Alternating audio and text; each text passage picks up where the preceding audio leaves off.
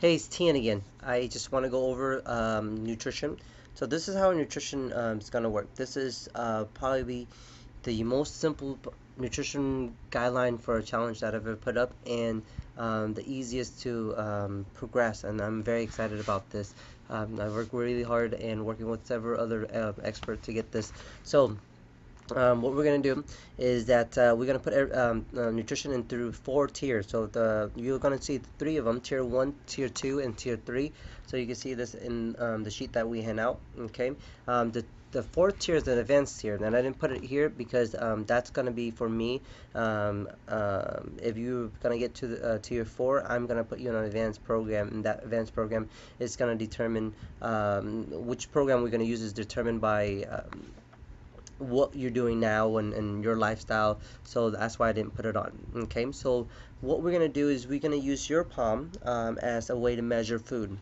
So everybody's hand is very relatively proportionate to their body, so we're using that kind of to measure how much food you should eat. Okay, so male and female, all the participant in this challenge is actually female, so I'm just going to cover the female part. Tier 1, 3 to 4 serving of protein, 4 to 6 servings of vegetable, 2 to 3 servings of carbohydrates, 3 to 4 servings of fat. Okay, so what are each serving? A serving of protein is as big as the palm of your hand and as thick as the deck of cards. Carbohydrate is 1 cup handful, vegetable is 1 fist size. Fat is 1 thumb size. Fat is great for you, and I don't want you to avoid fat, but fat is very dense in protein. I'm sorry, dense in calories. So we want to make sure that you don't consume too much of it. Too much of it will hinder your results. Okay. So 3 to 4 serving of protein, 4 to 6 servings of vegetable, 2 to 3 servings of carbohydrate, 3 to 4 serving of fat. Now, I don't care how many meals you eat, as long as all that get eaten by the end of the day. So on days that you're busy, make sure that you eat bigger meals if your schedule allows you to. If you know that you won't have time to sit down and eat, then break your meals up to 6 to 8 meals. So that's on the go kind of stuff. As you're driving, you could snack some, have a protein shake, or Quest bars. So all those are a really good way to kind of eat on the run.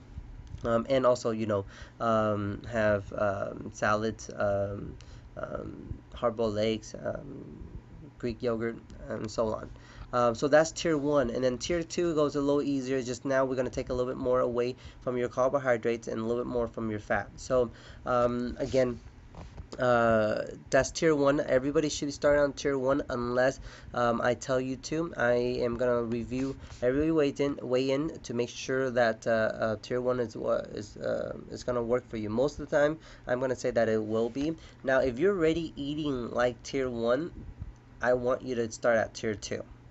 Okay. Now, if you're not even close to being at tier one, then start at tier one. Don't kill yourself by going to tier two. We want to make sure that your body gets the best result with the little change possible. Okay, so tier one first, then tier two. And then if you've done tier two and your results start plateauing, then we're gonna go to tier three. Again, that's tier one, tier two, and tier three. So they're designed to give you results. Now, how do you know when you need to move on? You need to move on when your results aren't there. Okay, this is why the weekly weigh-ins are very important. Now, why different tier? The reason for the different tier is because we want to make sure that you do get the best results with the least amount of change possible. The more changes I'm going to ask you to do, or the harder the program is going to be, the less likely you're going to succeed. So we want to make sure that we give you the results and increase the chance of success as high as possible. So that's the guideline. Okay. Now we also gave you the sheet of all the food, and I will go over that as well. Let me.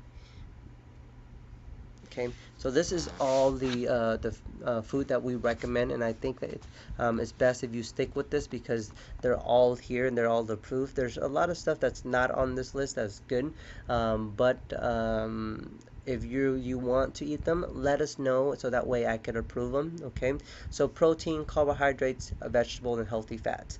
Now on the protein, I want to point out one thing: salmon and eggs. you want to make sure that when you eat those, you also count those as one serving of protein, but they're also considered would be one serving of fats because they do have fats as well. Okay. Now, during the challenge, no alcohol. Limit your alcohol consumption as much as possible because they shut down the ability to burn fat and build muscle. So during the 4 weeks, we want to make sure that your body burns the most fat for you.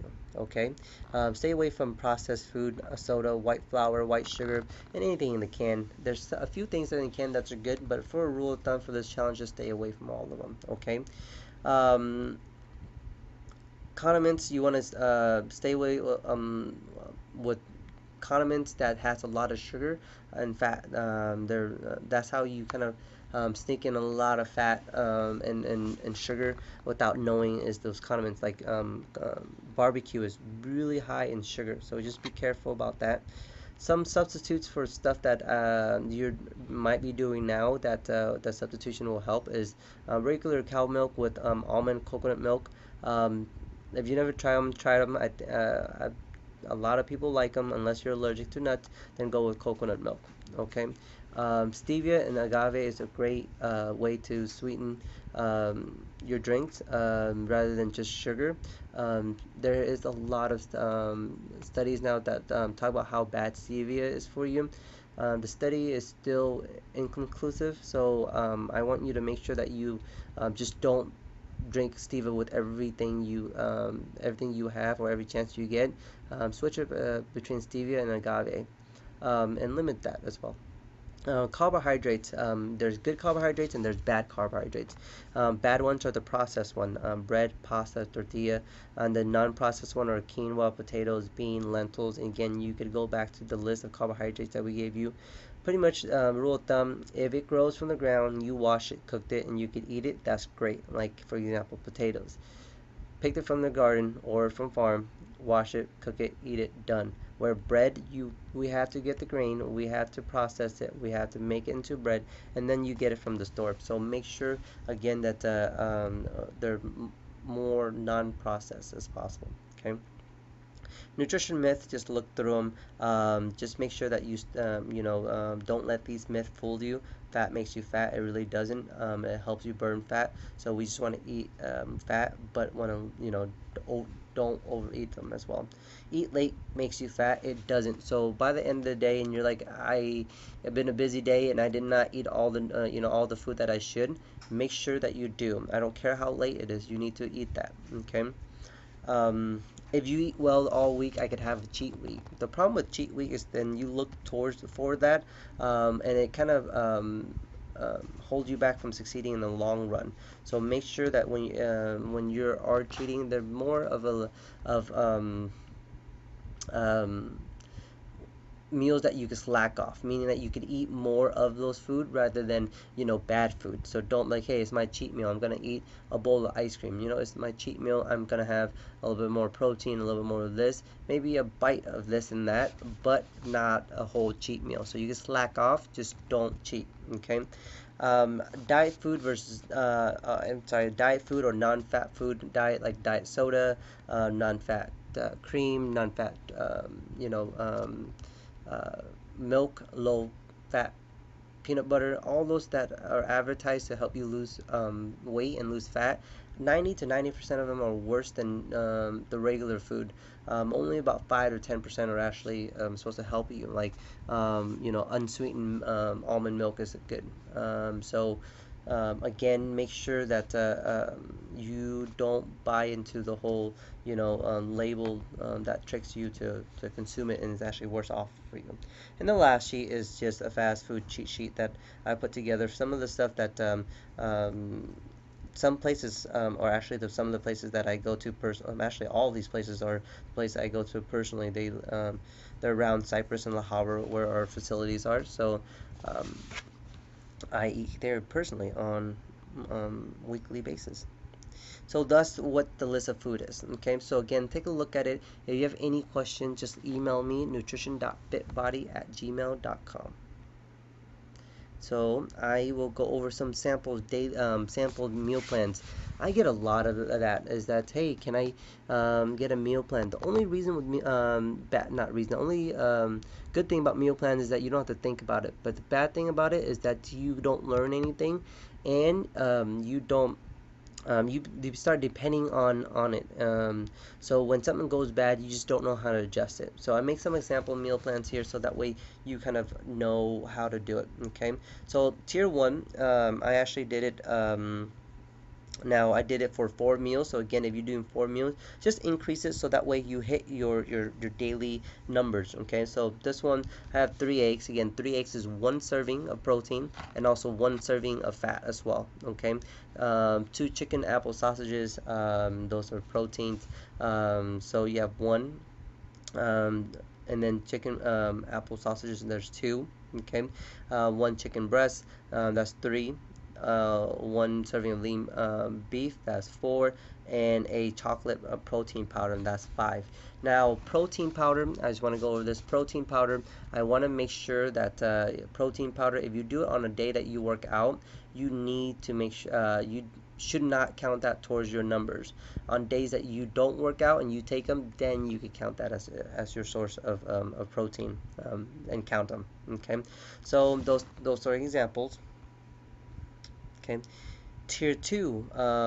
If you're doing tier two, again, I'm doing 5 meals this time instead of 4, and the same thing. Where I just reduce numbers of carbohydrates, but all the other numbers are great.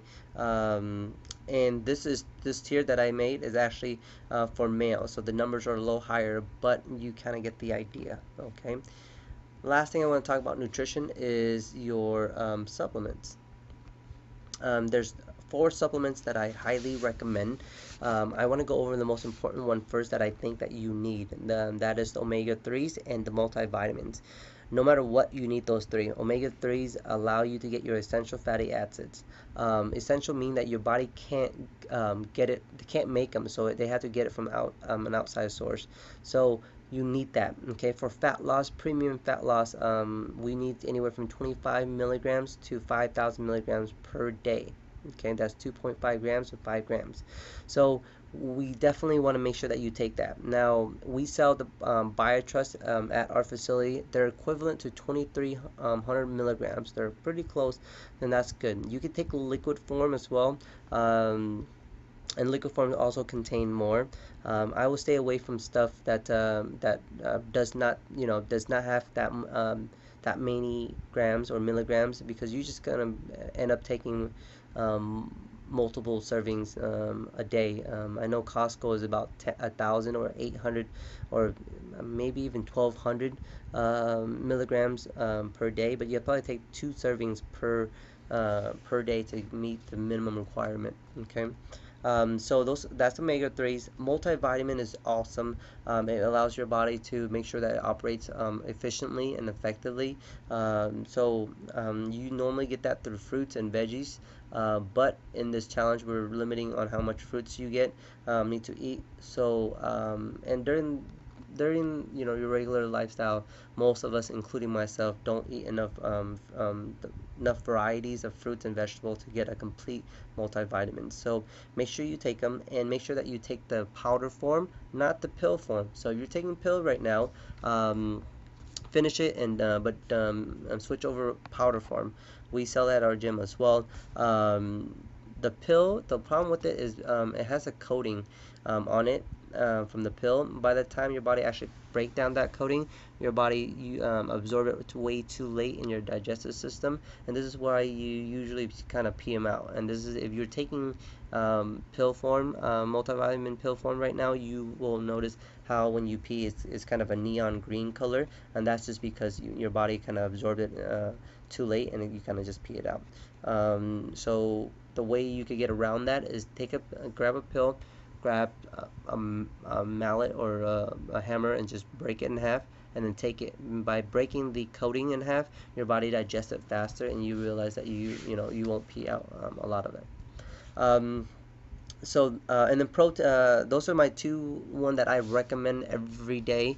Protein bars and protein powder are awesome. Kind of way to uh, supplement your schedule, your eating if you have a busy schedule. So protein powder, awesome. The only problem with protein powders, protein bars are awesome. The only problem with them is that they are high in sugar, not carbs, high in sugar. Carbs are bad as well, but if they're high in fiber, that's okay. Our Quest bars has 20 grams, around 20 grams of carbohydrates, but 17 of that is fiber. So fibers are great. So that means there's only 4 grams of sugar, which is very low, and has about 20 grams of protein. So that's about one serving of protein a day, right? So that's protein bars. Now let's talk about protein powder. Protein powder, this one is the hardest one to get a protein powder that is good. And there's a lot of them out there, and there's a lot of companies. Majority of them cut corners to save money to make more profit. So they'll use, cows or that are injected with hormones, so that way they can produce more milk. So that way, the protein powder is made from milk, milk source. So by the end of the day, when you're taking all that, the hormones get passed through the protein. Excuse me. Sorry, the hormones get passed through the milk, and then when we get that and take that as a powder form, protein powder form, we kind of get that as well. So be careful with that.